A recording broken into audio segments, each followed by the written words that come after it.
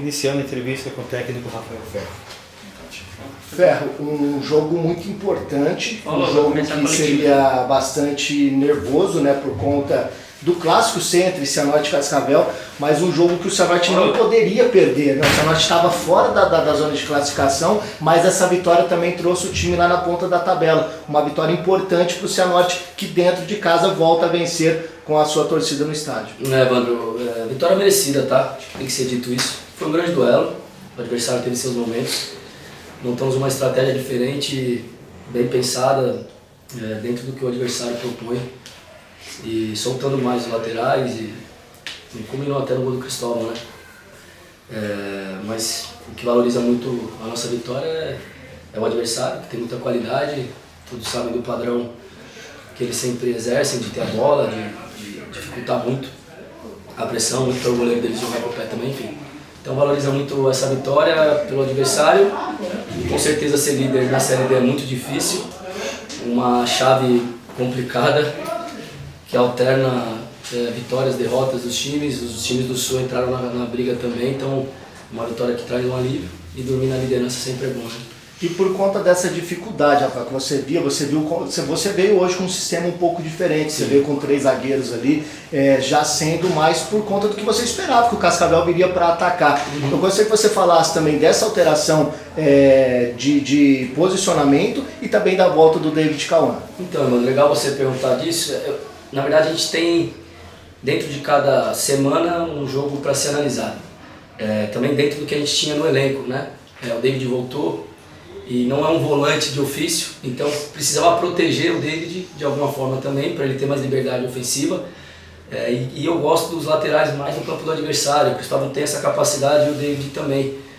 E como eles colocam muita gente na minha primeira linha, no caso dos defensores, eu queria igualar, pelo menos com 5.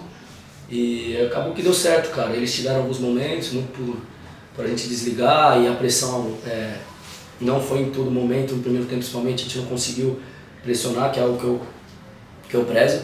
Mas no segundo tempo, eu acredito que a gente equilibrou bem as ações e sofremos pouco no segundo tempo. E, como eu disse, a vitória veio com merecimento. Bom, Rafael, diante da torcida, o jogo passado não teve o resultado que a gente esperava, mas num clássico veio um resultado que todo mundo queria, porque a gente assume a primeira colocação na tabela. O que você tem para falar da preparação da semana, do como é que você preparou o time para encarar um clássico hoje, disputando a liderança do campeonato, para mostrar um resultado positivo diante do torcedor depois de um final de semana frustrante no domingo passado? Primeiro a cobrança, né, interna. Foi um jogo muito atípico, o nosso último aqui. Pouca energia, não agredimos muito o adversário. Estava um jogo controlado, mas ao mesmo tempo não foi o que a gente é com essência. Então a cobrança interna aconteceu.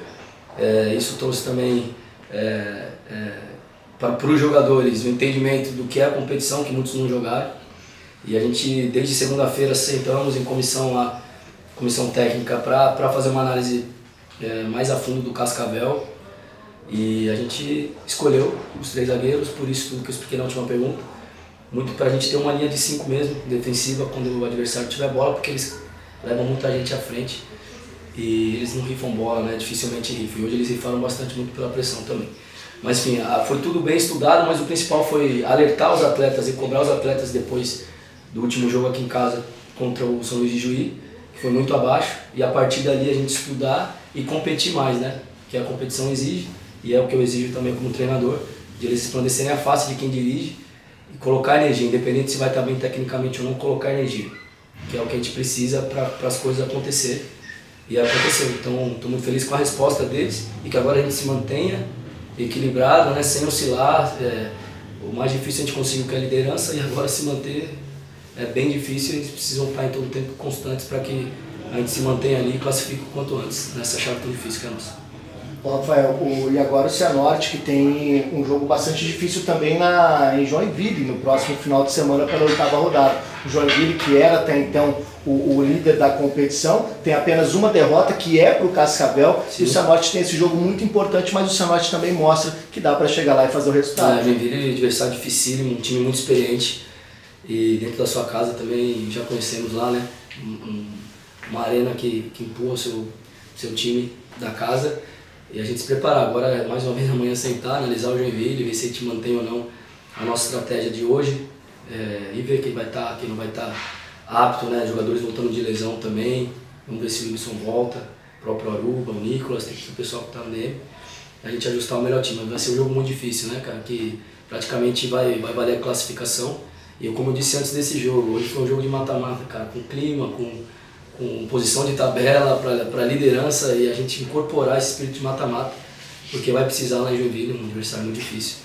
E que a gente consiga lá também realizar um jogo com energia, que é o principal, que eu prezo, que a gente se mantenha equilibrado também defensivamente, para que as coisas aconteçam. O Cianorte vai ter a ausência agora do Cristóvão, que recebeu o terceiro cartão amarelo, mas tem a volta do Luciano Santos, né? Sim, o Luciano volta, a gente vai analisar, cara, porque o David foi bem na função, cansou, a gente teve que tirar. Temos o Paulo também na função do Cris, Bahia também perdemos, né, que fez um bom jogo, poderia ter se mantido. Analisar como a gente vai fechar essa linha, se voltamos para a linha de 4, se fazemos os 3 zagueiros, o volante volta, se a gente adianta o David, em posição de quem ou não. Então vai ter que ser bem pensado e lá para quarta, quinta-feira a gente definir e ir a campo com o que a gente acha que tem de melhor. Rafael, parabéns pela vitória, é uma vitória que significa muito para o Cianorte.